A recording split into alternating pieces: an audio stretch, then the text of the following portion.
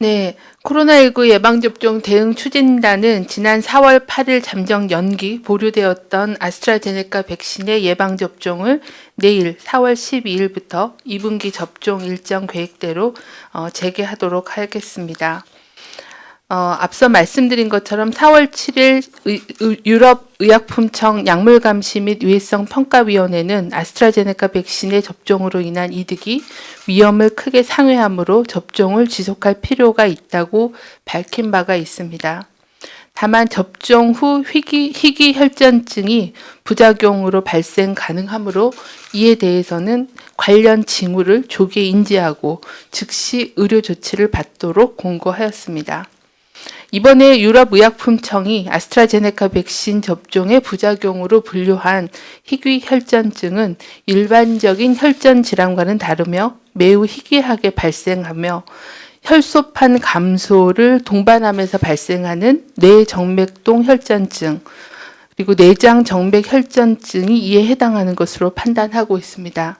우리나라에서는 현재까지 3명의 혈전증 사례가 보고되었으나 유럽의약품청이 제시한 부작용에 해당하는 사례에 적용되지는 않는다라고 판단하고 있습니다. 이 중에 한 건은 백신과의 인과성은 인정되었으나 혈소판 감소가 확인되지 않아 유럽의약품청의 부작용 사례 정의에는 해당되지 않는 걸로 보고 있습니다. 이에 따라 추진단은 4월 8일부터 전문가 자문 예방접종 전문위원회를 개최하여 국내 동향 등을 검토하여 아스트라제네카 백신 접종 방안을 마련하였습니다. 추진단과 전문가들은 국민 안전을 우선에 두고 영국 사례 등을 참고하여 연령 집단별 접종 위험과 이득 분석을 토대로 과학적이고 안전한 접종 방안을 도출하고자 했습니다. 추진단은 앞서 위원장께서 말씀해 주신 예방접종 전문위원회의 권고사항을 토대로 아스트라제네카 백신 접종 계획을 마련하였습니다. 먼저 2분기 접종 일정은 4월 12일 월요일부터 계획대로 재개합니다. 이에 따라서 접종 시작 시기를 연기했던 특수교육, 장애아 보육, 감염 취약시설 등에 대한 접종을 시작하고 한시적으로 접종을 보류하였던 요양병원 등의 60세 미만 접종 대상자도 다시 접종을 시작합니다. 둘째는 30세 미만은 아스트라제네카 백신 접종 대상에서 제외합니다. 이는 유럽의약품청과 영국 등이 희귀혈전증을 아스트라제네카 백신 접종의 부작용으로 분류한 것을 반영하여 과학적 분석 결과에 근거한 것입니다. 30세 미만의 경우에는 백신 접종으로 유발할 수 있는 희귀혈전증으로 인한 위험이 접종으로 인한 이득이 크지 않은 것으로 판단하였기 때문입니다. 셋째, 희귀혈전증의 조기 발견과 조기 치료를 위한 감시 체계를 구축하고 혈전학회, 신경과 학회 등 관련 전문 학회와 신속하게 사례를 공유하고 진단, 치료, 대응하는 역량을 강화하겠습니다. 혈전증은 조기에 발견하여 치료하면 중증 악화와 사망을 예방할 수 있는 질환입니다. 추진단은 예방접종자용 안내문을 보완하여 안내하고 접종 후 이상 반응에 대해 조기에 인지하여 진료받을 수 있도록 안내하겠습니다. 또한 의료진용 진료 안내서도 제정하여 배포하겠습니다. 희귀혈전증 등이 접종 후 4주 이내에 발생할 수 있으므로 중대하거나 특이한 이상 반응 발생 모니터링을 강화하고 과학적 근거 마련을 위해 해당 질환 관련 전문 학회를 중심으로 의료기관의 감시 체계를 구축하고 조사 연구를 시행하도록 하겠습니다. 네 번째, 이미 1차 접종을 완료한 사람들은 연령에 관계없이 2차 접종도 예정대로 추진합니다.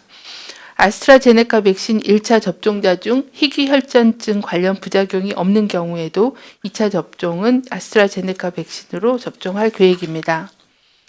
다음은 예방접종 효과 분석에 대해서 설명을 드리도록 하겠습니다. 분석 대상은 1분기 코로나19 예방접종 대상자 중에서 1회 접종을 완료한 76만여 명, 백신 미접종자 13만여 명에 대한 분석 결과입니다. 백신 접종을 시작한 2월 26일부터 4월 8일까지 접종자 중에는 83명이 확진이 되었으며 접종자의 10만 명당 발생률은 10.8명이었습니다. 백신 종류별로 분석하면 아스트라제네카 백신 접종 후 확진자가 79명이고 화이자 백신 접종 후의 확진자는 4명이었습니다.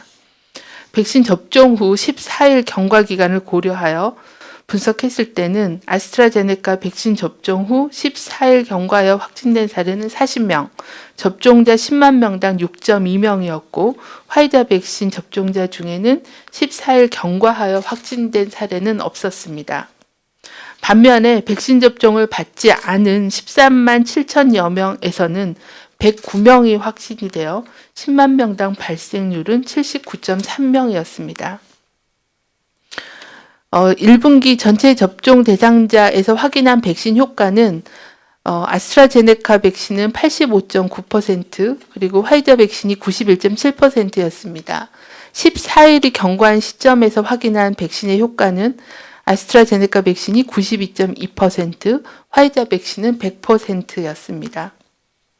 정부는 의료계 전문가와 협력하여 이상 반응 발생 시 신속하게 치료하고 이상 반응 감시, 조사, 또 피해 심의 등을 신속하게 진행하여 관련 내용을 투명하게 공개하고 대처해 나가겠습니다.